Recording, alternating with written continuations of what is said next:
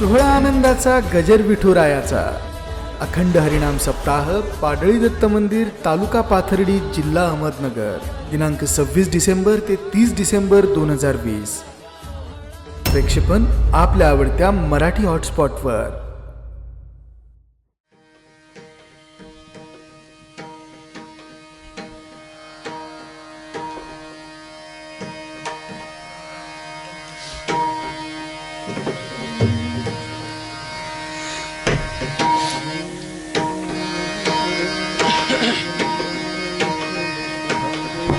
अमुची विश्रांती,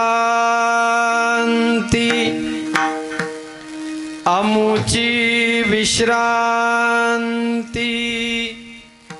तुमचे चरण कमळापती. हेची एक जाणे काया वाचा आणि मनी. पुढती पुढती नमन घालोनिया लोटांगण. हेची एक जाणे काया वाचा आणि मनी. नीच जना लोका तळील पायरी सतुका. हेची एक जाणे काया वाचा आणि मनी.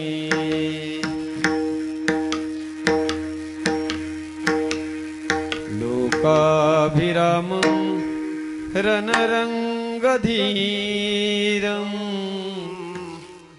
राजीवनेत्रं रघुवंशनाथं. कारुण्यरूपं करुणाकरन्तं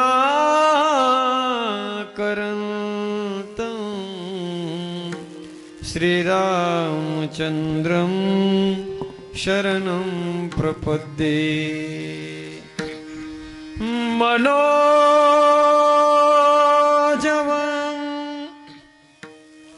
मारुततुल्यवेगं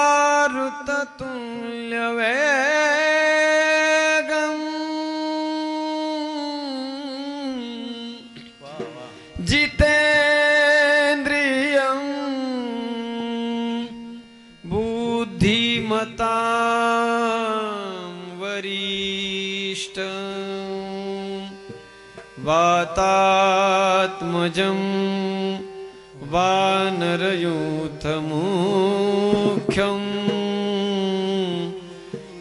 श्रीरामदूतं शरणं प्रपद्ये.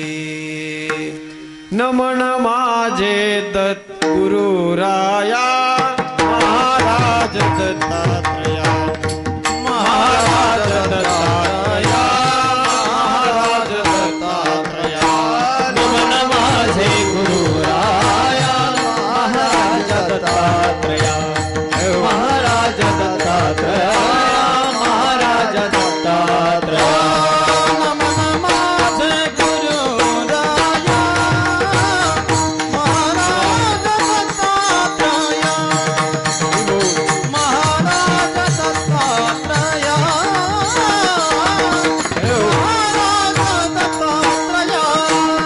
नमन माझे गुरुराया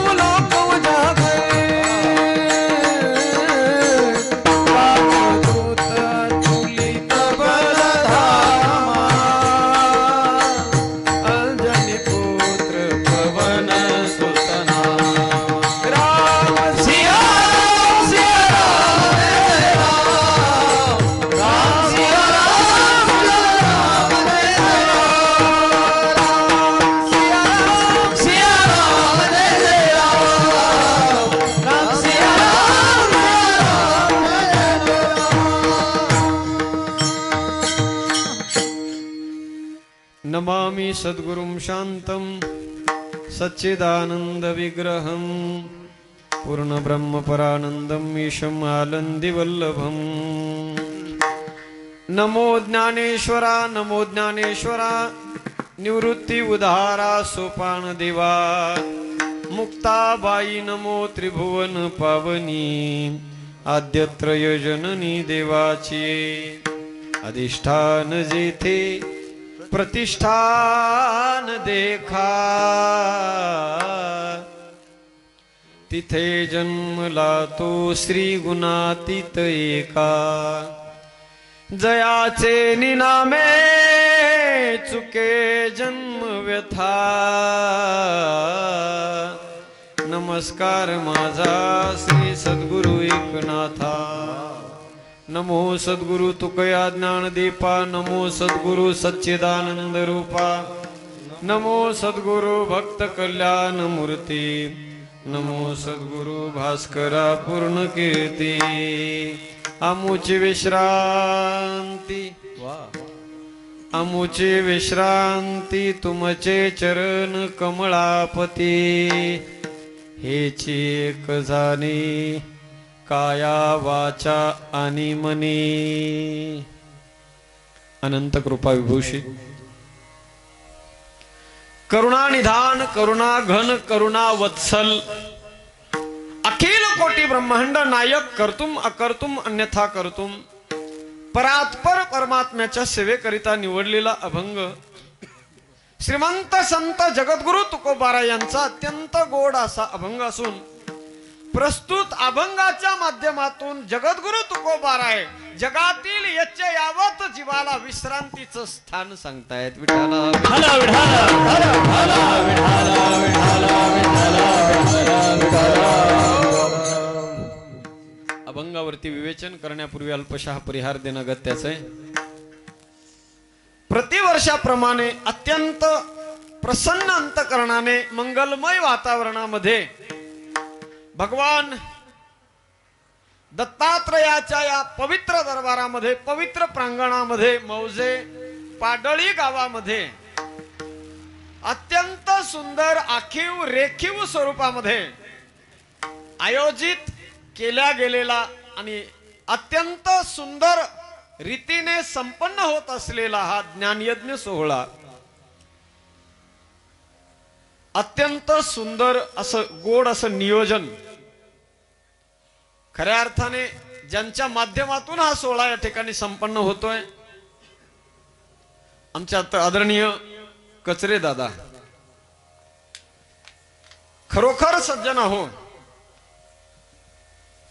नामस्मरण भगवान परमात्म्याचं जी माणसं करतात त्या माणसांच्या जीवनामध्ये एवढं पुण्य प्राप्त होतं एवढं पुण्य प्राप्त होतं ज्या पुण्याची गणना होणं शक्य नाही पण हे त्या व्यक्तीच्या वैयक्तिक जीवनासाठीच कारणीभूत होत असतं पण ज्यांच्यामुळे सज्जन हो हजारो लोकांच्या मुखामध्ये भगवंताचं नाम येतं ना सज्जन हो ते व्यक्तिमत्व काही वेगळं आणि खास असतं बघा आणि म्हणून तयाचा हरीख वाटे देवा भगवान परमात्म्याला हेवा वाटावा भगवान परमात्म्याला कौतुक वाटावं आणि या त्रिगुणात्मक त्रिमूर्तीने आपल्या स्वस्थानावर जेव्हा कीर्तन सुरू होतं जेव्हा गोड चाल सुरू होते आणि जेव्हा बेधुंद होऊन भरत महाराज पखवाद वाजवतात तेव्हा या त्रिगुणानं तिथंच नाचावं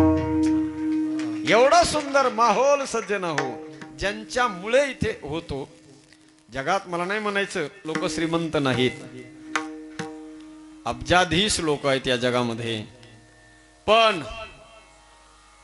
कोणाची इच्छा काय असते कोणाचं समाधान कशात आहे कोणाचं समाधान कशामध्ये आहे पण वैष्णवाचं समाधान आहे भगवंताच्या नामचिंतनामध्ये बस काय पाहिजे हो भक्ताची मागणी दुसरी काहीच नाही भक्त एकच म्हणतात देवाला साई इतना दीजिए जामे कुटुंब समाय साई इतना दीजिए जामे कुटुंब समाय मैं भी भूखा साधू भी भूखा न जाय. हे देवा माय बापा, आमच्या जीवनामध्ये आम्हाला जर तुला काही द्यायचं असेल तर बस एवढंच दे की आमचं जीवन, आमचं उदरनिर्वाहन ते अगदी आनंदमय वातावरणामध्ये संपन्न होऊन आमच्या दारात आलेला साधू, आमच्या दारात आलेला संत तो विनमुख गेला नाही पाहिजे, एवढंच बस. पण त्याच्यातूनही सज्जन हो, आहे त्या परिस्थितीमध्ये समाधान मानून ईश्वराचं आपण कुठेतरी देणं लागतो या उदात्त अंतकरणाने, उदात्त भावनेने. आपल्या प्रपंचातला 10% 10वा भाग आपण धर्म कार्यासाठी लावला पाहिजे.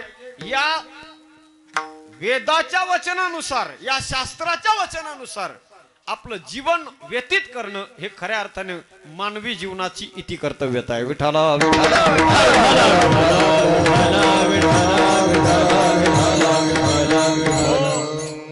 अत्यंत सुंदर सज्जन हो. या सगळ्या सोहळ्याचं वर्णन काय करावं, फक्त आम्ही आतापर्यंत ऐकतच होतो या यज्ञाबद्दल. पण आज आमचं परम भाग्य आहे की आज आम्हाला या यज्ञामध्ये आहुती टाकण्याचं योगदान प्राप्त होत आहे. खरोखर सज्जन हो, थोडे परी निरे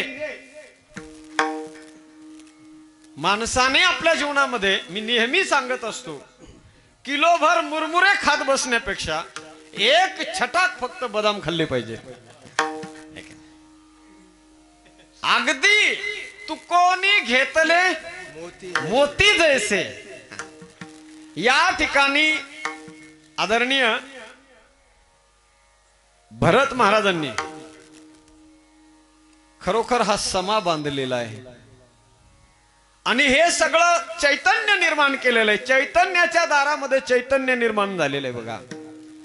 आणि खऱ्या अर्थाने ज्यांची गोड आता चाल आपण ऐकली ना, हे रत्न सामान्य नाहीत. एवढं तंतोतंत जीवन या लोकांचं सज्जन हो. आणि इतकं तंतोतंत, जशी तलवारीची पात, त्या तलवारीच्या पातेचा जसा जरा बी इकडे तिकडे त्याचा झुकाव नसतो ना, अगदी तितकं दोरीत.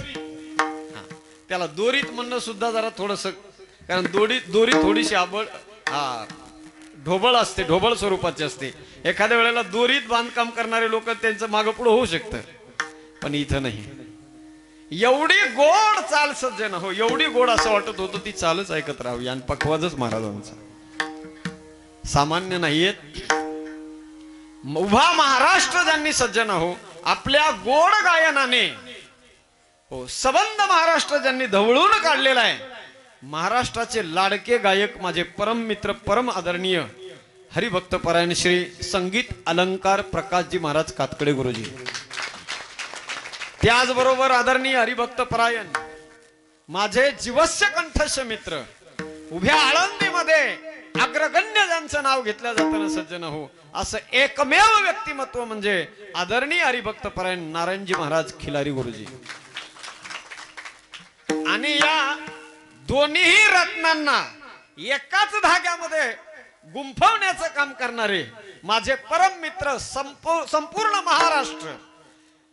पखवाज सगळेच महाराष्ट्रातले पखवाज वादक वाजवतात, पण खऱ्या अर्थानं पखवाजाला नाद ब्रह्माच्या तालावर बोलायला लावणारं एकमेव व्यक्तिमत्व ते म्हणजे भरत महाराज आहेत.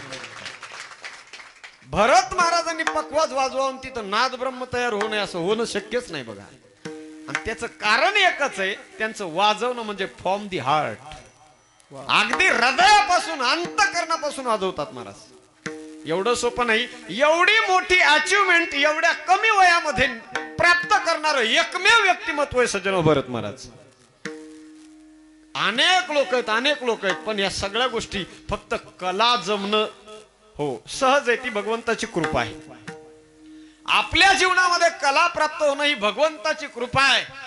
पण त्या कलेला वृद्धिंगत करणं किंवा त्या कलेला टिकवून ठेवणं हे ते वैयक्तिक त्या व्यक्तीचं कौशल्य असतं. म्हणून आदरणीय भरत महाराजांना वंदन करतो. आदरणीय भिशे महाराज बबनजी महाराज विषय महाराजांनाही वंदन करतो. आपल्या सर्व गावातील टाळकरी मंडळी आपणा सर्वांच्या चरणी विनम्र भावे वंदन करतो. दोन्ही विनेकरी महाराज, त्याचबरोबर इकडे गायनाचार्य मंडळी, आमचे पेटी मास्तर गोड आहेत आणि अत्यंत सुंदर आमचे श्याम मंडप साऊंड सर्व्हिस अत्यंत गोड आहे. एकदा जोरदार त्यांच्यासाठी सुद्धा टाळ्या वाजवा तुम्ही. त्याचं कारण आहे बघा, एवढं सगळं गोड आपल्याला ऐकायला मिळते ना, ते त्यांच्या बदौलत. त्यांना ज्याप्रमाणे भारत पाकिस्तानच्या बॉर्डरवर आपल्या देशाचे जवान जितके सजग असतात त्याच्याही पेक्षा जास्त त्यांना सजग राहावं लागतं. एवढं गोड आहे बघा. आणि तुम्ही सर्व ऐकणारे श्रोते सज्जन, भक्तिमती माता आणि भक्त बांधव, आपणा सर्वांच्या चरणी विनम्र भावे वंदन करतो. आणि विशेषतः अत्यंत आम्हा सर्व महाराज मंडळींवरती नितांत प्रेम करणारे, खरं सांगून जाईल सज्जनो, हा कार्यक्रम आमच्या घरचा आहे. हा फक्त कचरे दादांच्या घरचा कार्यक्रम नाही, किंवा आमच्या दाजींचा कार्यक्रम नाही, किंवा भरत महाराजांचा नाही, महाराष्ट्रातल्या तमाम महाराज मंडळींचा हा कार्यक्रम आहे. सगळ्यांचा आहे. आत्मीयता सगळ्यांना तेवढीच आहे. पण त्याचं कारणही सांगून जाईल सज्जनो. अनेक लोक आहेत कीर्तनाला बोलवतात, जे काही बिदागी ठरवली ती कीर्तनाची देऊन मोकळे करतात, पण वर्षभर पुन्हा चुकूनही त्यांचा एक फोनही येत नाही. पण अगदी पूर्ण संबंध वर्षभर फॉलोअप घेण्याचं काम कसे आहेत महाराज, कुठे आहेत महाराज, ते आमचे दाजी करतात. एवढं प्रेम, हे प्रेमळ व्यक्तिमत्व, आणि प्रेमाशिवाय हे सगळं होणं शक्य नाही. म्हणून सज्जन हो, पुनश्च एकदा या आयोजनाला, या सर्व नियोजनाला हो विनम्र भावे वंदन करून कीर्तन सेवेकडे वळतो. विठ्ठला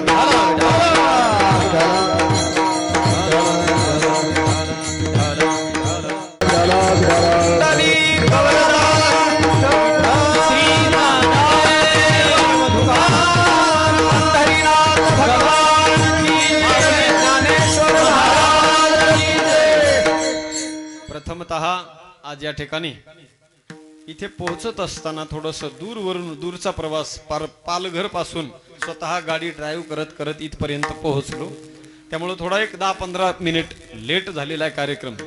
पण जरी लेट झालेला असला तरी टेन्शन घेऊ नका, कार्यक्रम योग्य वेळेतच संपन्न होणार आहे. म्हणून अगदी सगळ्यांनी प्रसन्न अंतकरणाने जेवढा वेळ कीर्तन चालेल तेवढा वेळ प्रत्येकाने अगदी प्रसन्न अंतकरणाने, अगदी अंतकरणाची कानं करून कीर्तन श्रवण करायचे. विठाला विठाला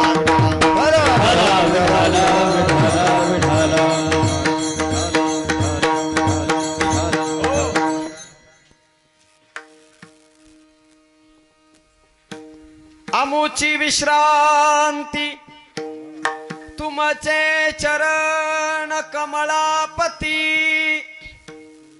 अभंग जगद्गुरु तुकोबारायांचा अत्यंत गोड असा अभंग आहे बघा. आणि या अभंगाच्या माध्यमातून तुकोबाराय मानवी जीवनाला, या जगातील यावत जीवांना विश्रांतीचं साधन सांगतायत बघा. आपण जर या जगताकडे पाहिलं ना सज्जन होते, या जगातला प्रत्येक जीव, किडा मुंगी पासून ब्रह्मदेवापर्यंत कोणताही जीव तुम्ही जर अनुभवला ना, तर प्रत्येक जीव या जगामध्ये जन्माला आल्यापासून मरेपर्यंत, किडा मुंगी पासून ब्रह्मदेवापर्यंत प्रत्येकाचा प्रवास सुरू झालेला आहे. प्रवास प्रत्येकाचा. आपण सर्वजण या जगामध्ये प्रवासी आहोत. प्रवासी, जरा लक्ष द्या. आपला जन्माला आल्यापासून मरेपर्यंतचा प्रत्येकाचा प्रवास हा निश्चित झालेला आहे आणि तो चालू आहे. प्रत्येकाचा प्रवास आहे. प्रवास करत असताना सज्जन हो, प्रत्येक जण प्रवास करतोय, प्रत्येक जण प्रवास करतोय. पण ज्याच्यासाठी आपण प्रवास करत आहोत, जे प्राप्त करण्यासाठी, जे गंतव्य स्थान गाठण्यासाठी आपला प्रवास चाललेला आहे, ते गंतव्य स्थान आजपर्यंत कोणाला मिळालं का? तर याचं उत्तर साधू संत सांगतात नाही. ज्याच्यासाठी म्हणून प्रवास चाललेला आहे प्रत्येकाचा नाम आहे बाप, ते गंतव्य स्थान आजपर्यंत कोणाला मिळालेलंच नाही.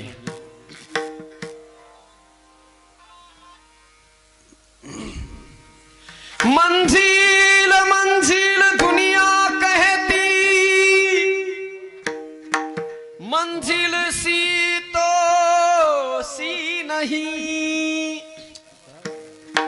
जिसको देखा चलते देखा मंजिल तो मिली नहीं।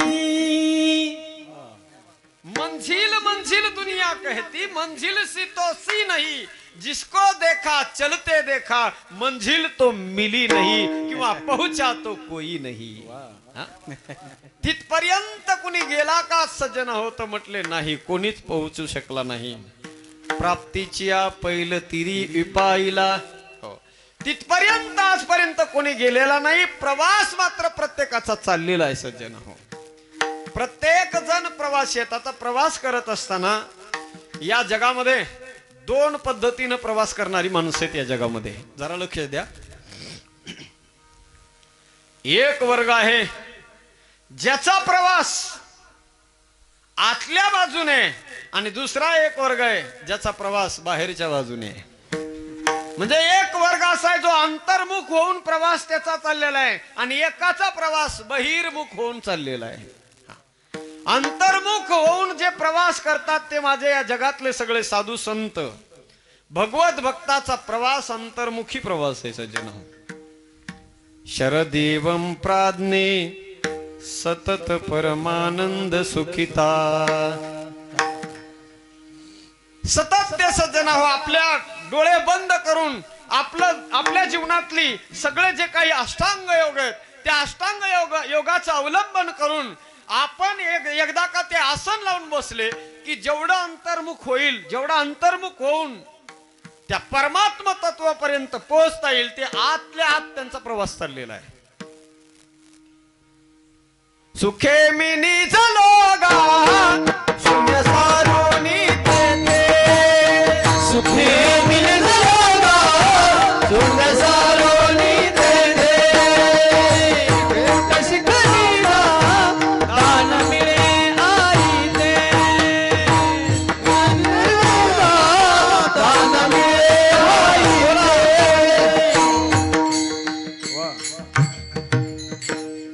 सुखे मी निजलो गा शून्य सारोनी तेथे, त्रिकुट शिखरी गा दान मिळे येथे। ओ आपल्या स्वसुखामध्ये, आपल्या स्वानंदामध्ये जीवन जगणारे तो एक वर्ग आहे सज्जन हो। आणि दुसरा एक वर्ग आहे जो तुमच्या आमच्यासारखा प्रवास सुरू झालेला आहे प्रत्येकाचा, आणि तो प्रवास आपला बहिर्मुखी प्रवास आहे। मग बहिर्मुखी प्रवास करणारे तुमच्या आमच्यासारखे जीवन जगत असताना अनेक लोक आहेत, अगदी किडामुंगी पासून ब्रह्मदेवापर्यंत बहिर्मुखी प्रवास करणारी माणसं आहेत। आता प्रवासाचा विचार जर आपण करायला लागलो ना सज्जन हो, तर तुमच्या आमच्यासारखे बहिर्मुखी होऊन प्रवास करणारी जी माणसं आहेत, जो वर्ग या जगामध्ये, त्या वर्गामध्ये सुद्धा सज्जन हो प्रवास करत असताना आपल्या जीवनाचा प्रवास हा त्यांचा चाललेला आहे।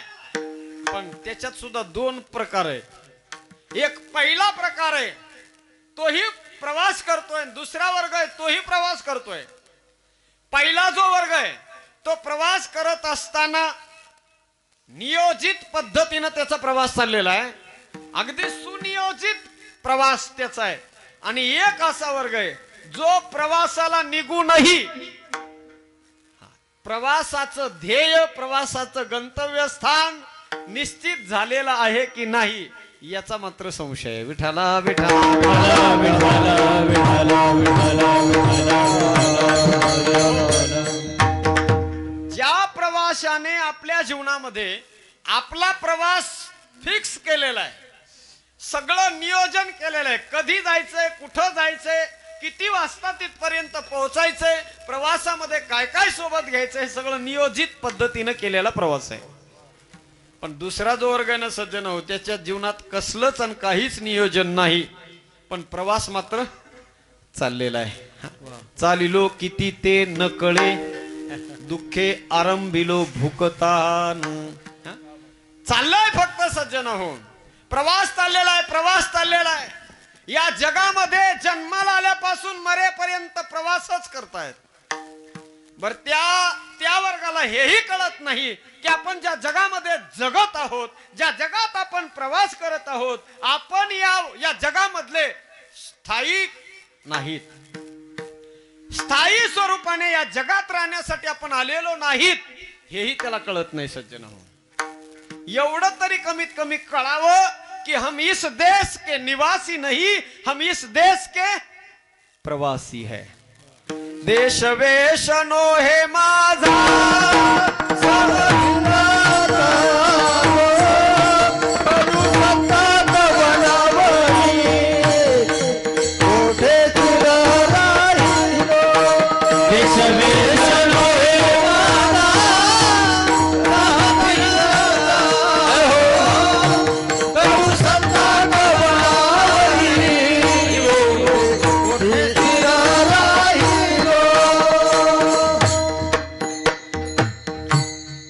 देशवेश नोहे माझा सहज फिरत आलो, करू सत्ता कवनावरी कोठे स्थिर राहिलो. पाय डोळे म्हणता माझे तेही तैसा मोकलिलो. परदेशी नाही कोणी अंध पांगुळ झालो. या जगामध्ये सज्जन आलोय आपण, परदेशातून आलोय. हे ज्या जगात आपण आलो, ज्या देशात आपण राहतो, तो देश आपला नाही. ज्या गावात आपण राहतो ते गाव आपलं नाही. पण चाललाय सज्जन हो, प्रवास मात्र प्रत्येकाचा चाललाय. विठाला विठाला विठाला विठाला विठाला विठाला विठाला विठाला विठाला विठाला विठाला विठाला. प्रवास का करायचा आहे? कशासाठी प्रवास चाललेला आहे? कशासाठी प्रवास करायचा आहे? मग आहे त्या जागेवरती बसून भगवंताचं नामचिंतन करणं, मग ते योग्य नाही का? पण प्रवास करायचा ठरवलाय ना, म्हणून आपण प्रवास करतोय सज्जन हो. बस जगणं आपलं कसं आहे म्हटले, मोघाशा मोघ कर्मानो मोघ ज्ञाना विचेतसह मोघम पार्थ सजीवती. भगवान परमात्मा सांगतात आपलं जगणं म्हणजे मोघम जगणे. मोघम जगण्याला काही अर्थ नाही. बघा, जगणं हे माणसाचं सुनियोजित असावं. प्रवास करायचा आहे ना आपल्याला, तर आपल्याला पहिला पण हा विचार केला पाहिजे, कोहम कथम इदम जातम को वै करता अस्य विद्यते. पहिला विचार करावा, मी कोण आहे, मी इथं कुठून आलो, मला इथं येऊन करायचं काय आहे, आणि इथून मला नेमकं जायचं कुठे आहे. या सर्व गोष्टींचा जेव्हा विचार आहे मी हा कोण करावा विचार, म्हणे ज्ञानेश्वर निवृत्ती. म्हणे ज्ञानेश्वर निवृत्ती. आहे मी कोण करावा विचार, म्हणे ज्ञानेश्वर निवृत्ती.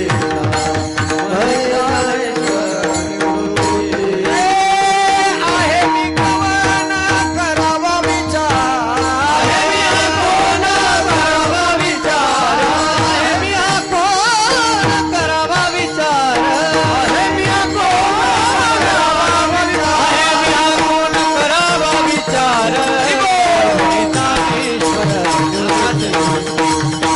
हरे ज्ञानेश्वर निवृत्ती. आहे मी कोण करावा विचार, म्हणे ज्ञानेश्वर निवृत्ती. म्हणे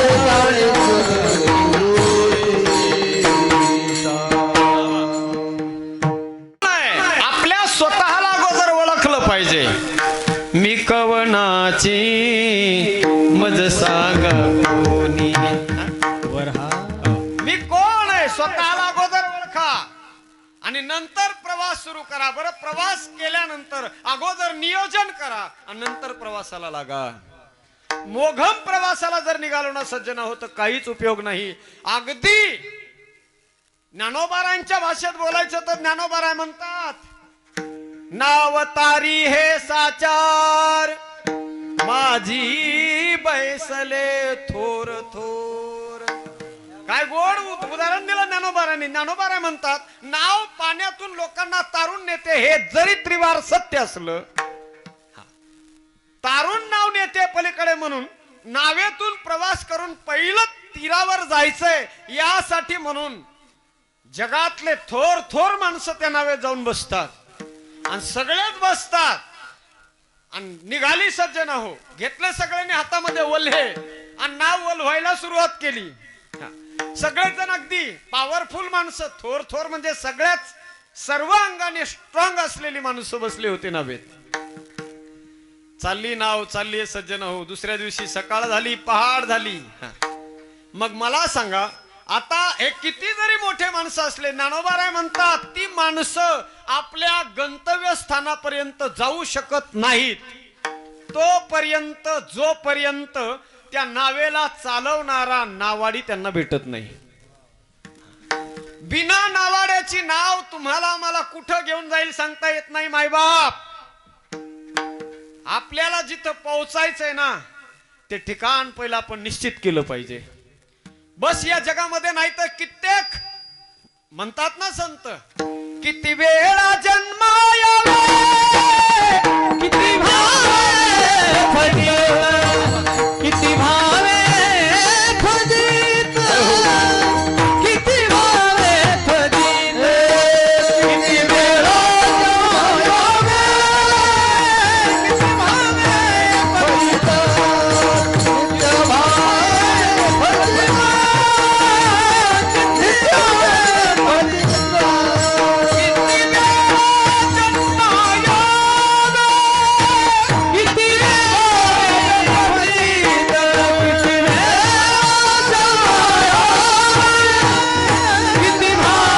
फजित.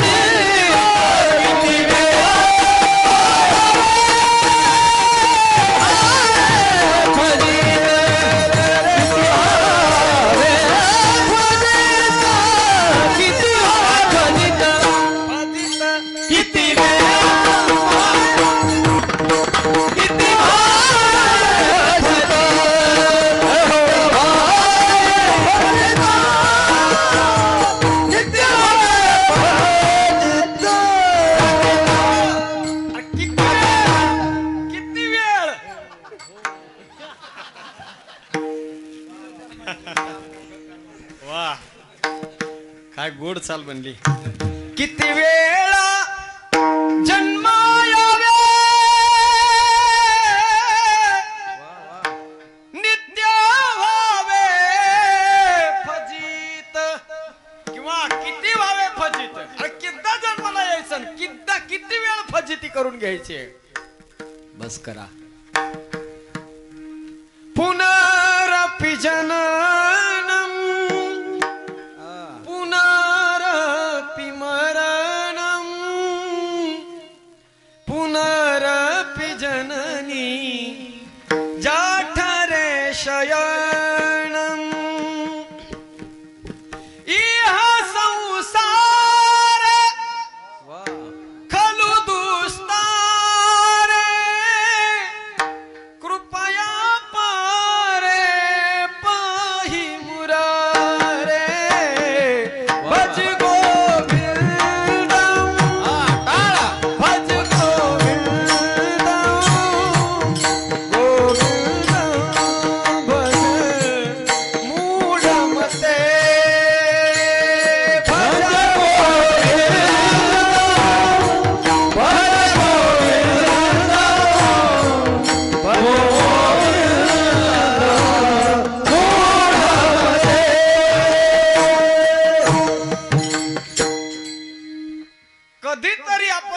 केला पाहिजे की आपण ज्या प्रवासाच्या माध्यमातून आपण निघालेलो आहोत आपण तिथपर्यंत पोहोचू का.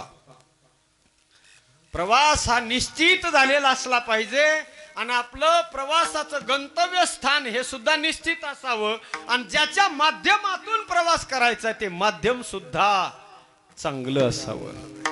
आता प्रवास करणारी माणसं सगळे तुम्ही आम्ही प्रवास करणारेच आहे, पण बघा तीच माणसं आपल्या गंतव्य स्थानापर्यंत. आता मला पालघर वरून इथपर्यंत यायचं होतं, ज्या वेळेला आळे फाट्याला होतो तेव्हा शार्प 6 वाजलेले होते. महाराजांनी भरत महाराजांनी सांगितलं 8, 8:15 पर्यंत तुम्ही इथं पोहोचले पाहिजे. मग काय एक्सिलेटरवर पाय दिला जरा जास्त. हा? आता हे सगळं मी अगदी 2 तासामध्ये इथपर्यंत येऊन पोहोचलो. पण ज्या साधनाच्या जोरावर हे सगळं मी केलं, मला माहिती होतं ते साधन स्ट्रॉंग आहे. ते साधन जर स्ट्रॉंग नसतं, पण गंमत अशी बघा, कधीतरी असं थोडस माणूस चापून पाहत असतो. ज्या वेळेला रात्री कीर्तन शहापूरला तिथे मुंबईच्या तिथे केलं, कीर्तन करून जेव्हा आम्ही तिथे गेलो, जाऊन पाहिलं, मित्राची गाडी घेऊन गेलो होतो, आपली तिथे नेऊन लावली होती. पण सज्जनाव तिथं जाऊन पाहिलं तर आपली गाडी तिथे त्यावेळेला पंक्चर होती. आता आपण त्यांच्याकडे पाहुणे गेलेलो असल्यामुळे त्यांनी ते पंक्चर काढलं बरं महाराज. मग पंक्चर त्यांनी काढलं, पण ते सगळं मी पाहत होतो. जोपर्यंत पंक्चर मध्ये ते खाली ते काय म्हणतात त्याला, जॉक काढून पुन्हा नंतर ते नट टाईट करावे लागतात. नट पुन्हा टाईट करावे लागतात. पण माझ्या हे लक्षात नाही राहिलं की त्यांनी ते खाली घेतल्यानंतर, जॉक बाजूला काढल्यानंतर ते नट पूर्ण टाईट केलेत की नाही. मला सारखं ज्या वेळेला एक्सिलेटर वाढलं होतं ना, 100चा काटा जेव्हा गाडी क्रॉस करत होती त्या वेळेला अधून मधून मला सारखं वाटायचं, हा एखादा नट निष्ठून तर नाही पडायचा. हा बघा, शेवटी बघा, आम्ही माणसं सज्जन आहो. आम्ही गाडी आमची 50% आम्ही चालवतो आणि 50% देवच चालवतो. अगदी रियालिटी सांगतो सज्जन, आमच्या जीवनात कित्येक प्रसंग, कित्येक किस्से असे घडतात. कधी कधी अर्धा 1 किलोमीटर गाडी अगदी सरळ रोडनी चालते, आमचे डोळे तेव्हा बंद असतात. ज्याच्यासाठी म्हणून आपण सज्जनावर सर्वस्व त्यागलेलं वाहिलेलं असतं ना, शेवटी काळजी त्याला आहे. ऐका ना, फक्त मला हे याच्यामुळे सांगायचंय की आपलं जे साधन आहे, ज्याच्याद्वारे आपण प्रवास करतोय, ते सुद्धा तितकंच सुंदर असलं पाहिजे आणि तितकंच ते स्ट्रॉंग असलं पाहिजे. प्रवास आम्ही सगळेच करतोय मायबाप. ज्याच्याकडे प्रवास करायचा, ज्याच्यासाठी प्रवास करायचा आहे, तेही आपल्याला बहुतांशी माहीतच असतंय. मोघम जगणारे या जगामध्ये असतीलही 50% लोक, पण बऱ्याच 50% तरी कमीत कमी लोकांनी आपला प्रवास निश्चित केलेला असतो. पण तो प्रवास करत असताना सुद्धा प्रवास 2 प्रकाराने माणसं करतात बघा. आता आपण ठरवायचंय की आपला प्रवास कसा पार पाडायचा आहे. रस्ते 2 प्रकारचे असतात, एक चांगला रस्ता आणि एक खडतर रस्ता असतो, वाईट रस्ता असतो. मग आपण ठरवायचंय कोणता मार्ग निवडायचा आहे. प्रवासाचे 2 मार्ग आहेत सज्जन आपल्या प्रत्येकाच्या जीवनामध्ये. हो, 2 प्रकाराने प्रवास करणारे 2 वर्ग आहेत या जगामध्ये. जगात प्रवास करत असताना 2 पद्धतीनं तो प्रवास केला जातो. एक प्रवासाचा प्रकार आहे तो म्हणजे योगाच्या माध्यमातून, योगातून प्रवास करणारी माणसं या जगात आहेत. ऐका जरा लक्ष देऊन, योगातून प्रवास करणारी माणसं या जगात आहेत. आणि दुसरा एक वर्ग असा आहे जो भोगातून प्रवास करतोय. आता ऐका माय बाप, योगातून प्रवास करणारी जी माणसं आहेत ते आपल्या गंतव्य स्थानापर्यंत निश्चित पोहोचतात. परमार्थाचा आश्रय धरून, संतांची संगती आपल्या जीवनामध्ये बांधून जी माणसं सज्जन हो, आपल्याला भगवत स्वरूपाकार बनवत आपल्या जीवनाची घडी ज्ञानोबारांनी सांगितल्याप्रमाणे, तरी हळूहळू ढाळे ढाळे के तुलेनी एक वेळे, मार्गाचे निबळे निश्चित ठाके. सावकाश का होईना, हळूहळू का होईना, गती नाही. तुका म्हणे येथे नचले तातडी, प्राप्त काळ घडी आल्यावे. हो, तातडी नाही, इथं घाई नाही करायची. शनै शनै रूपरमेद बुद्ध्या धृती गृहीतया. सावकाश जायचंय सज्जन हो, आणि या प्रपंचातूनही गडबड नाही करायची. जेवढा आनंद घेता येईल तेवढा संसाराचा आनंद घ्यायचा. आणि ज्या क्षणी आता आपल्याला ठरवायचं की आता आपला प्रवास चाललेला आहे, सुरू झालेला आहे, अगदी आनंदाने तो प्रवास हो करायचा, आपल्याला आपल्या ठिकाणापर्यंत पोहोचायचंय, त्यावेळेला कोणालाही न कळता आपला प्रवास चाललेला आहे का काय, कोणाला धक्का नाही लागला पाहिजे प्रवासामध्ये, कोणाला योगाच्या माध्यमातून करायचा आहे की भोगाच्या, तो संसार सोडत असताना योगाच्या माध्यमातून प्रवास करत असताना हो शास्त्र सांगतं, श्रुती सांगते, आमचे वेद सांगतात तो प्रवास कसा करायचा आहे नकळत. अगदी आपल्याला तर तसं कळतही नाही, कोणालाच नाही कळत जन्माला आल्यापासून. आज जर प्रत्येकाने आपलं स्वतःचं ऑब्झर्वेशन केलं आणि स्वतःला जर विचारलं की आपण किती वर्षाचे आहोत, हा आपण एवढ्या एवढ्या वर्षाचे आहोत, हे आपल्या स्वतःला जर आपण जर विचारलं तर आपल्याला विश्वास नाही बसत. तसंच अगदी जगाला न कळता हो या प्रपंचातून या संसारातून हळूहळू हळूहळू बाजूला व्हायचंय. एक एक गोड श्लोक आहे बघा, अगदी सगळ्यांना माहिती आहे, श्लोक सगळे म्हणतात सुद्धा, पण त्याचा अर्थ किती सुंदर आहे, सगळ्यांनी ऐका.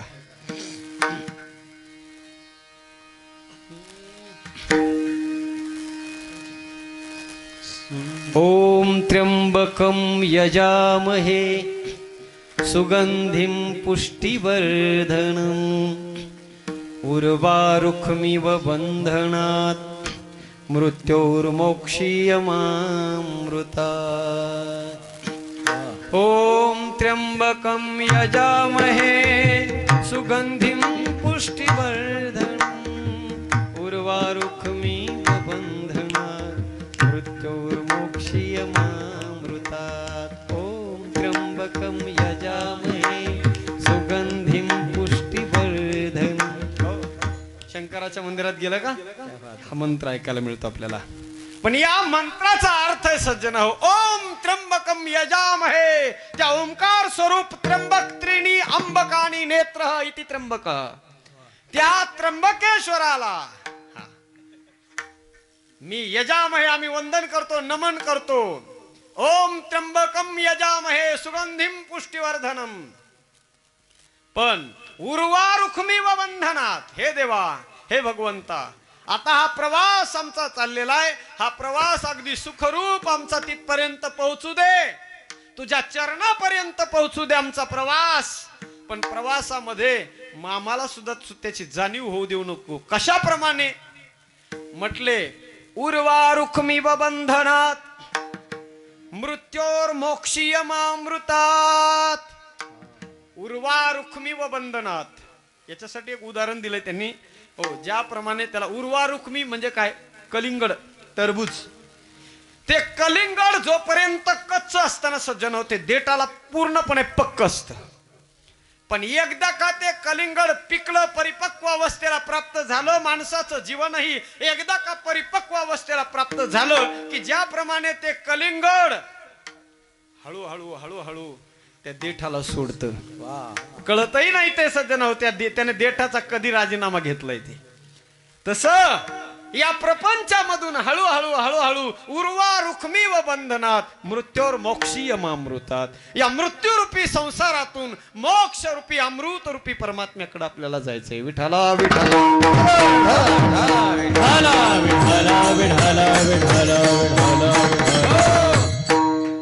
पण बहुतांशी जर या जगाकडे पाहिलं ना मायबाप, या योगाच्या माध्यमातून प्रवास करणारी माणसं फार कमी आहेत. बहुतांशी माणसं भोगाच्या माध्यमातूनच प्रवास प्रत्येकाचा, तुमचा आमचा सगळ्यांचा चाललेला आहे. प्रत्येक जण भोगातून प्रवास करतोय. जन्माला ज्या गावामध्ये येतो त्या गावामध्ये जेवढे म्हणून काही भोग असतील ते सगळे भोग त्याचा स्वीकार तो व्यक्ती करत असतो. पण गावातले अगदी ग्राउंड लेवलचे खेड्यापाड्यातले भोग भोगत असताना त्या व्यक्तीला नेहमी असं वाटत असतं की नाही यार, आपल्यापेक्षा जरा स्टँडर्ड भोग आपण भोगले पाहिजे. जे भोग ग्रामीण भागामध्ये, जे भोग खेडेगावात आपल्याला ते मिळत नाहीत, ते भोग शहरी भागामध्ये मिळतात. चांगलं राहण्यासाठी स्टँडर्ड घर, चांगला बंगला, त्या बंगल्यामध्ये सगळ्या प्रकारच्या सुख सुविधांनी सुविधायुक्त जीवन. खेड्यात जे जगायला मिळत नाही म्हणून माणसं सज्जन हो तो प्रवास पुन्हा ते वाढवतात. खेड्यातून त्यांचा प्रवास पुढे कुठं जातो, शहराकडे, एखाद्या तालुक्याच्या ठिकाणी ते जातात. तिथेही त्यांच्या मनाला समाधान मिळत नाही. मग पुन्हा आणखी त्यांची ती भोगाची भूक शांत होत नाही आणि मग ते पुन्हा आणखी त्या तालुक्याच्या गावावरून जिल्ह्याला जातात. तिथेही त्यांना समाधान वाटत नाही. जिल्ह्यावरून ते एखाद्या नॅशनल शहराकडे वळतात, चांगल्या इंटरनॅशनल सिटीकडे ते वळतात. पण तिथंही त्यांचं समाधान वाटत नाही, त्यांना त्या भोगातही त्यांचं समाधान होत नाही. इंटरनॅशनल सिटीमध्ये जे भोग भोगतात सज्जन होत त्याच्यातही त्यांचं मन रमत नाही. म्हणून त्यांना वाटतं आता नाही, आपण आउट ऑफ कंट्रीज गेलो पाहिजे. देश सोडून देशाच्या बाहेर जे भोग आहेत ते भोग आपण भोगले पाहिजे. जातात माणसं सज्जन हो, कित्येक लोक जातात बाय फ्लाईट, विमानाने 10-20 हजार तिकीट काढून लोक विदेशामध्ये जातात. फक्त कशासाठी? तिथले जरा वेगळे एक्स्ट्रा भोग आपल्याला भोगता येत म्हणून. पण तिथं गेल्यानंतर सुद्धा सज्जन हो, त्या भोगामध्ये सुद्धा त्यांच्या मनाला परिपूर्णपणे समाधान मिळत नाही. हो, या देशातून त्या देशात, त्या देशातून जेवढे सज्जन हो देश अगदी वृद्धिंगत झालेले त्या देशामध्ये माणसं हिंडून येतात. पण तिथं सुद्धा त्यांच्या मनाला समाधान वाटत नाही. मग त्या माणसाला असं वाटायला लागतं, यार आपल्याकडे सगळंच आहे, आपण संपूर्ण विश्वात जेवढे म्हणून देश आहेत आणि जेवढ्या म्हणून सुख सुविधा आहेत, या मृत्यू लोकातले सगळे भोग आपण भोगू शकतो, अशी त्याची अवराधना होते. आणि मग त्याला वाटायला लागतं की आपल्यासाठी या मृत्यू लोकातले भोग कमी आहेत, म्हणून तो इच्छा करायला लागतो स्वर्गातल्या भोगांची. बघा, हा प्रवास आहे सज्जन हो, खेडेगावातून सुरू झालेला स्वर्गापर्यंत गेला प्रवास. बरं, स्वर्गातले भोग भोगत असताना सैंग चिंतामणीची सडका, ज्या गावामध्ये चिंतामणीच्या सडका आहेत, कल्पतरूची उद्यान आहेत, कामधेनू सारख्या गायी आहेत, जिथले शरीर अत्यंत दिव्य असे शरीर आहेत, पण ते भोगत असताना सुद्धा तिथेही त्यांच्या मनाला समाधान मिळत नाही. हो, कितीही आणखी पुन्हा त्यांना वाटतं नाही, आता आपल्याला या स्वर्गापासून त्याच्यापेक्षा आणखी पुढची पायरी आपल्याला मिळाली पाहिजे, ब्रह्मलोकापर्यंत आपण गेलो पाहिजे, ब्रह्मलोकापासून वैकुंठापर्यंत, भगवत लोकापर्यंत आपण पोहोचलो पाहिजे. मला फक्त सांगण्याचा तात्पर्य अर्थ एवढा आहे सज्जन हो, भोगाची भूक माणसाची कधी शांत होत नाही. माणसाला वाटतं की आपण भोग भोगतोय, आपण जीवन जगतोय, भोग भोगत आपण जीवन जगतोय. पण खऱ्या अर्थानं जर विचार केला तर भोगाला आपण भोगत नाही, भोगच आपल्याला भोगतायत. भोगान भुक्त्वा वयमेव भुक्त्वा तृष्णान जीर्णा वयमेव जीर्णा. आपण भोगाला भोगत नाही, ते भोग आपल्याला भोगतायत. म्हणून तर म्हणतात संत, भोगे रोगा जोडा दिया दिले आणि का, आरोग्य होता सोनी, आरोग्य होता सगळा सोनी. भोगे जोडा दिया दिले आणि का, आरोग्य होता सगळा सोनी, आरोग्य होता सगळा सोनी. या जगामध्ये सज्जन हो, भोग आपल्याला भोगत नाहीत, भोग रोगाला आमंत्रण देत आहेत. कितीही जरी आपण भोगाचा प्रवास केला, पूर्ण नाही होत, माणसाचं समाधान नाही होत. तृष्णा कधी कोणाची स्थिर झालेली असं ऐकायला मिळत नाही. विषय सेवनी कोण तृप्त झाला, इंधने मला अग्निकोठे, इंधने मला अग्निकोठे.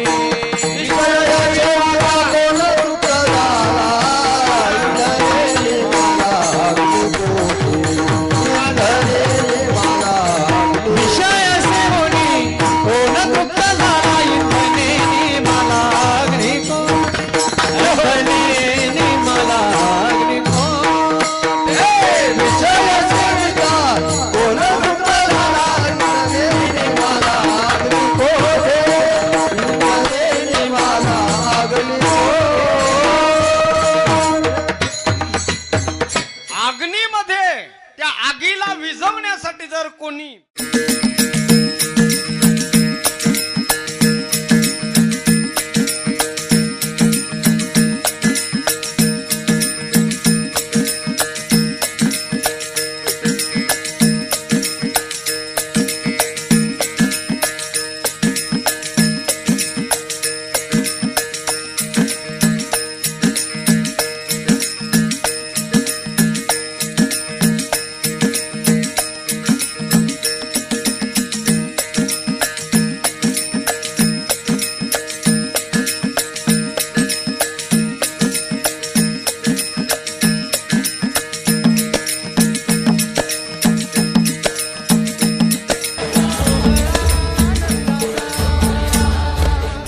सोहळा आनंदाचा गजर विठुरायाचा अखंड हरिनाम सप्ताह पाडळी दत्त मंदिर तालुका पाथर्डी जिल्हा अहमदनगर दिनांक 26 डिसेंबर ते 30 डिसेंबर 2020.